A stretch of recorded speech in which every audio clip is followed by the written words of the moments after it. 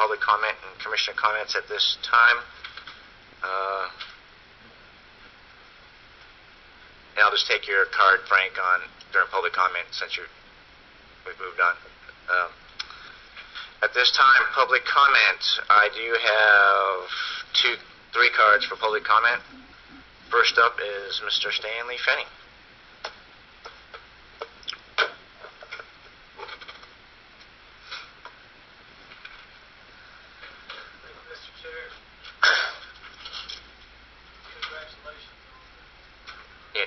Just turn the mic and name and address, but we also know that's a courtesy. It's not a requirement of law, so it's up to you, sir. Yes, sir. Thank you. Stanley Fanning. I live in Clay Hill, Florida, United States of America. Thank you. Thank you for that. I want to I sent you this PowerPoint slide presentation. It's rather lengthy that I'm going to be presenting to the school board on the 19th. I want to jump ahead to the basis for many boards and commissions around the state of Florida not allowing public testimony. For instance, J. Bruce Bickner's relying on this First District Court of Appeals opinion,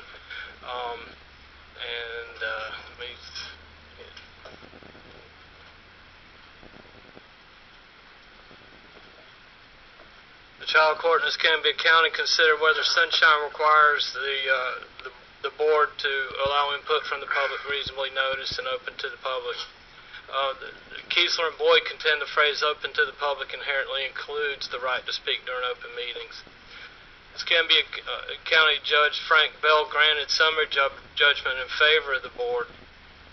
Judge Bell found that Statute 286.011(1) gives Kiesler and Boyd the right to be present but not to speak at board meetings.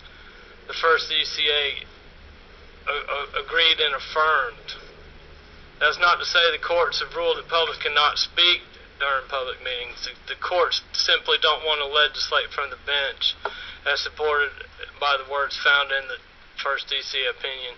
We agree with the trial court that the remedy appellants are seeking in this case is more appropriately left to the legislative process or to local public officials to whom the board members are accountable.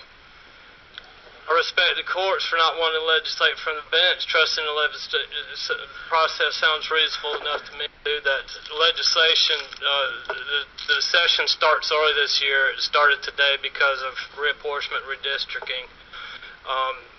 Just of noteworthy interest, Senator Gates insisted that the public have input by opening up public meetings around the state to discuss the redrawing of district lines.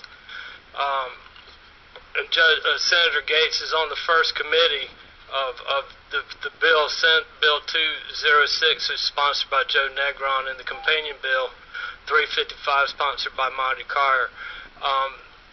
When these bills pass, the public shall be given an opportunity to be heard, because you will have to adopt rules. You won't have it won't be optional anymore in the state of Florida, and this legislation has got a very strong chance of passing. In fact, some of our local legislative delegations, Senator Wise, Senator Thrasher, are on the first committee stop. The second committee stop, Senator Thrasher is the chair for the committee that will be looking at this. So it's pretty certain, and I'm very humble when it comes to making predictions. But based on experience and track record with a lot of the people that are going to be looking at this thing's got legs, as they say. So you can kind of get from what you want on that, and just realize that it'd be a good idea to go ahead and contact your legislator to let them know one way or another if you indeed support public comments. I urge the people that are listening to this to look at the Senate website, find Senate Bill 206, and track it, and contact the legislators and let them know that it's very important to be able to participate in these meetings. Thank you for letting me go a little bit long. Thanks, Stanley. We appreciate your zeal for citizens' rights. We appreciate that. Yes, sir. Hope your holidays went well, so welcome back. Yes, sir. Hope to see you in the school board meeting on the 19th. I got 10 minutes over there, so we'll see you then. That's where they'll get the full 48-slide Monty, correct? Oh, yeah, they'll get the full monty. Next up is Durwood Smith.